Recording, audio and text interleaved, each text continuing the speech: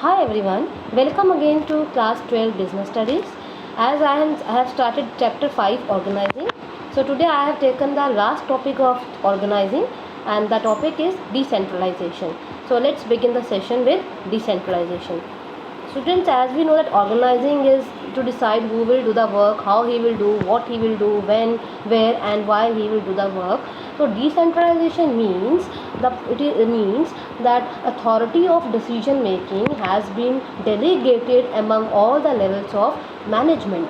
It means it is the process of decision making where the authority to decide is delegated or shared among all the levels of management.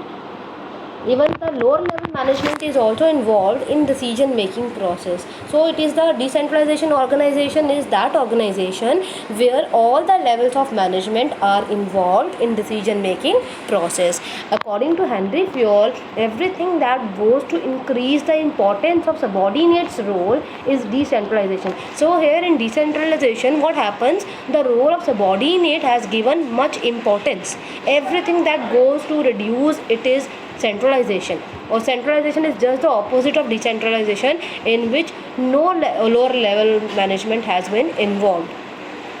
According to Louis Allen, decentralization refers to the systematic effort to delegate to the lowest levels of authority except that which can only be exercised at central point. All the authorities has been delegated to the lower level.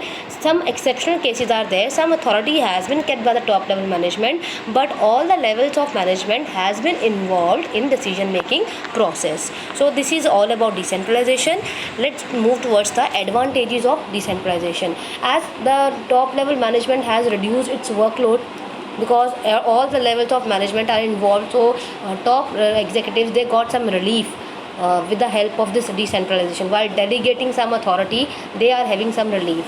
Then subordinates feel also motivated as they were involved in the decision making process. Their suggestions were welcomed, their ideas were taken, so their morale was also boosted. So it's a quick decision process, as all the levels of management were involved in decision making process, so decisions will take in a very quick time, in a very short time. Growth and diversification, it means as top management shared their burden with the lower level management, so they can think about the priority areas and they can think about the growth and diversification. It also leads to development of executives as they share the burden, as most of the work has been shared by the other levels of management, so they got some time to think upon their own skills to improve, for their own improvement, for their own development. So it leads to their development also. Now let's move towards the importance of decentralization. As I have discussed earlier, the advantages of decentralization, in the same manner there are certain importance of decentralization. So first is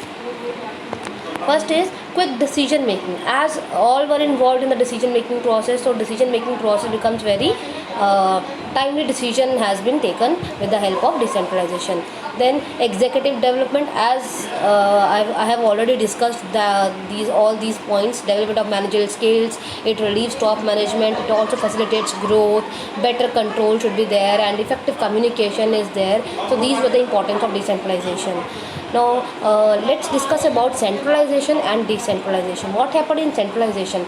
There is organizational crisis, the management desires for all the control, it increases consistency and it also reduces cost, as no authority has been delegated to the other level of management. Whereas in decentralization, it's very complex, the size is very complex, so everybody wants to take more authority. The basic difference between centralization and decentralization, first of all, the meaning of centralization, it refers to the concentration of powers at higher level only. All the powers remains with the head only, whereas in decentralization the powers has been distributed at all the levels of management authority. In decentralization, top management retains maximum authority has been given to the top management, whereas in decentralization authority is divided at every level. So it is centralization is mostly suitable for small scale organizations, whereas decentralization is suitable for large scale organization. Then in case of freedom, managers have less freedom of actions in case of centralization, whereas freedom has been exercised more in case of decentralization.